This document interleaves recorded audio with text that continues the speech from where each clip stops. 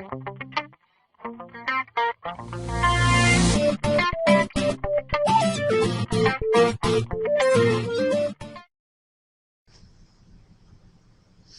back to Chem Talks. Today we are going to do our second installment of talking about the quantum mechanical model of the atom. Remember, this is our best understanding of what the atom looks like today.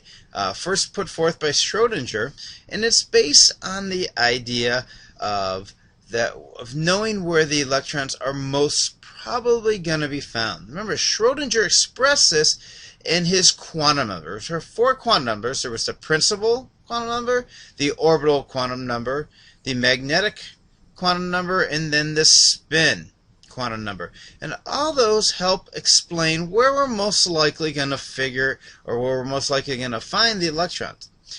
We call this the electron configuration. It's kind of like the electron's address.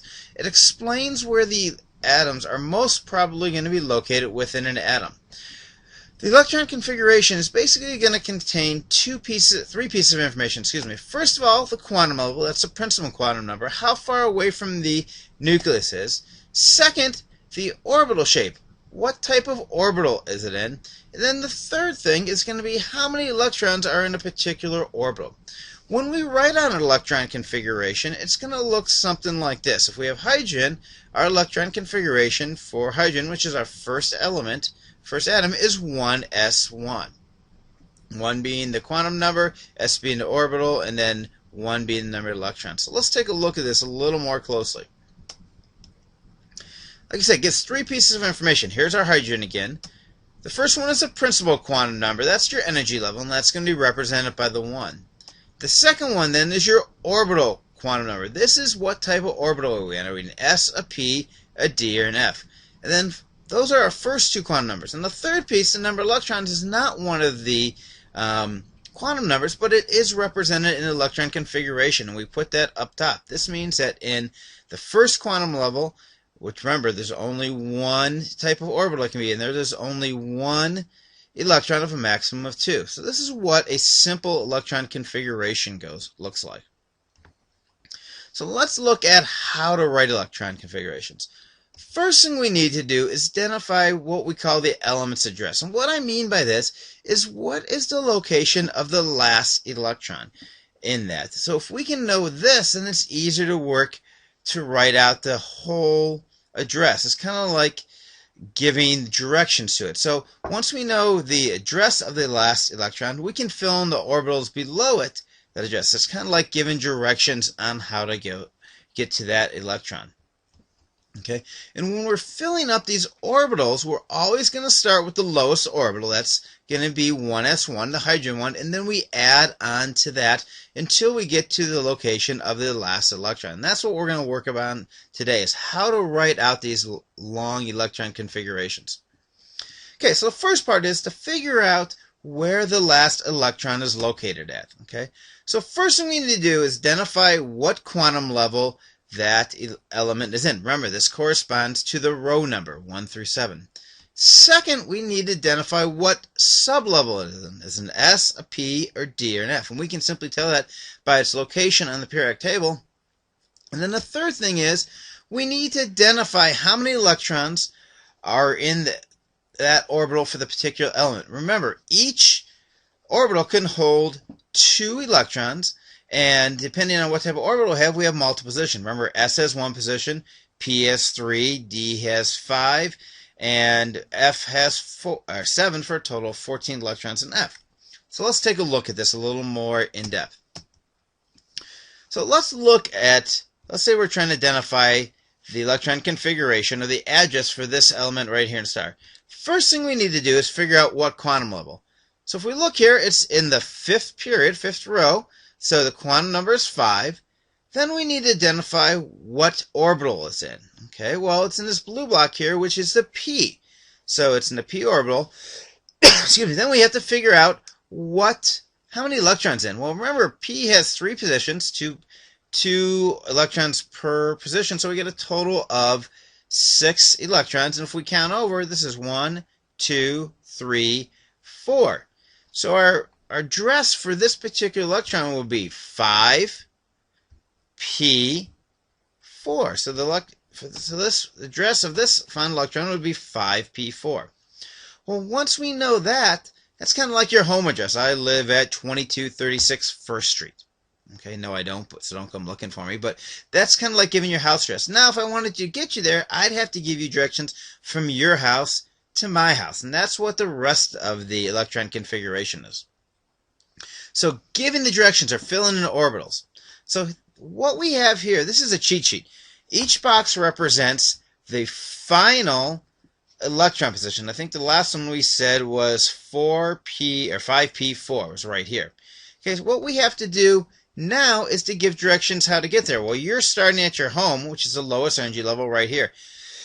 So we must go across the top row, then across the next row, and across the next row, and so on until we finally get down here to 5p4, which is where you're located. We're there, so we don't need to write any more directions or give any more directions once you're there. Okay, so what we see is this is the order that the electrons orbitals fill in, or kind of the directions from your home. We always fill 1s, which is the first row, then we go to 2s. Remember, since we're in a second quantum level with two shapes, we have 2s, 2p. We go to a third quantum level. Well, there should be three shapes. We should have 3s, 3. We should have s, d, and p. What we find is 3s, 3p. We don't have 3d. We'll talk about that why. And our next one is 4s, and it continues on from there. Okay. So what you do when you're writing an address, you start at the very lowest and fill it up until you come to the location of your final address. So let's practice this for carbon. First of all, we must identify carbon on a periodic table. Remember, carbon is C. That's right there. So let's look at where we're going to find this. Once again, here's carbon highlighted in yellow. If we come over here, we are in this row, which is 1, 2, second quantum level. We are in the P block right here, okay?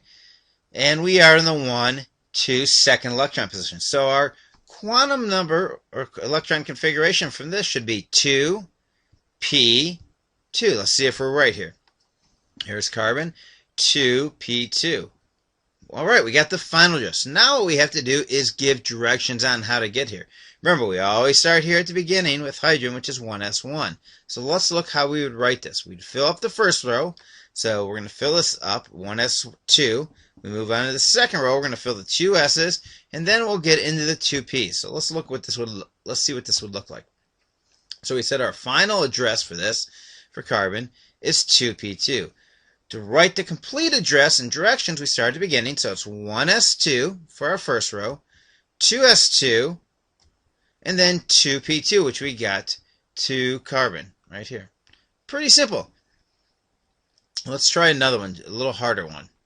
Okay, let's practice with sulfur. First, let's identify sulfur. It's S. Here it is in our right here. So let's go to our next chart here. It is right here again. So let's go over and figure out what kind of quantum level we're in. 1, 2, 3. This S here just means we're in the S block. Okay, now let's see. Well, sulfur is in the P block, so it's 3p, and we are 1, 2, 3, 4 over for electrons. So it's going to be 3p4 should be our address. Let's check it on another chart. And here we go, 3p4. Now we need to write its address, or excuse me, write the direction. So we fill up the first block, then the second, and then we fill to here. So let's see what this would look like as we write it out starting from the beginning. We have address 3p4, so we got to fill in everything below. It's kind of like building a skyscraper, right? You don't start with the penthouse. This would be our penthouse. No, you got to start with the ground level, the basement, and build up one story at a time. That's what we're doing. We're giving address. So it's 1s2.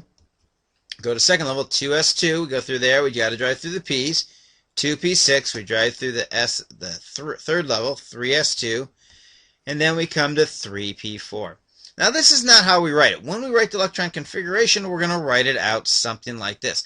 This would be the complete electron configuration for sulfur. Okay, let's try a couple practices. Pull out your periodic table and follow along with me in this. I'm going to go through these pretty quick. Pause as you need to. But hydrogen we already did. That's our first one, so it's going to be 1 electron. It's 1s2. To the right of it is helium. Now helium, if we looked at it at the top, would look like it's in the p level. Remember, each orbital can hold 2. So we got to actually picture helium being right next to hydrogen, and its electron configuration says 2 electrons is 1s2 because it's still in there. Let's drop down below hydrogen to lithium. Lithium is in the second quantum level. It's in the s and it's in the first position. So it has 3 electrons. It's going to be 1s2, 2s1. Well, what's next to lithium? Beryllium. Okay. Well, we're just adding 1 electron, so we're just going to add 1 more. Where do we add that? Well, we add it to the 2s. So the correct one for beryllium is 1s2, 2s2. Now let's look to the right of beryllium where we have boron. Okay. Boron has 5 electrons. Well, the first 2 are going to go in that first quantum level, 1s2. Then we have 2s2. If we look to the right, then we have 2p1. A good way to check yourself is take all these electrons up here, add them up. So 2 plus 2 plus 1 gives us 5. And that matches the number of electrons. Remember, how do we figure out the number of electrons? Well, in a neutral atom, the number of electrons are equal to the number of protons, and number of protons is our atomic number, which is given in the periodic table. Okay, how about carbon? Well, we already did this one, so I'm going to go through this one really quick. Next to the carbon, then we have nitrogen. It's going to have 7 electrons, so once again, we're going to fill them up. We find its final resting place, which is its final address, which is going to be 2p3, and then we have to fill in everything below that. So we get 1s2, 2s2, 2p3. Next to that, then we have oxygen. Well, we just are adding 1 more electron, right? Because it's atomic number 8, which gives us 8 electrons. And so we just add 1 more electron to the p's. Because remember, p's can hold up to 6, or only up to 3. So it's 1s2, 2s2, 2p4. Okay, I have 2 more. I want you to try fluorine and neon on your own. Write these down, pause this, write them down, and when you get them complete, come back and let's check them. Alright, now that you got them written down, fluorine has 9 electrons. Okay, so it's 1 over from oxygen, so its electron configuration is going to be 1s2, 2s2, 2p6. Well, neon's to the right of that. Actually, that's wrong. It should be 2, right? So we add these up. It's 2, 2, that's 4 plus 6, that's 10. That should actually be 2p5. 2p5. Please note that's a mistake. Okay, neon, on the other hand, has 10 electrons, right? So it's 1 to the right of fluorine, so it should be 1s2, 2s2, 2p6. Okay, so you get an idea how this is going. If you're a little confused, don't worry. When we practice in class, you'll get a lot better.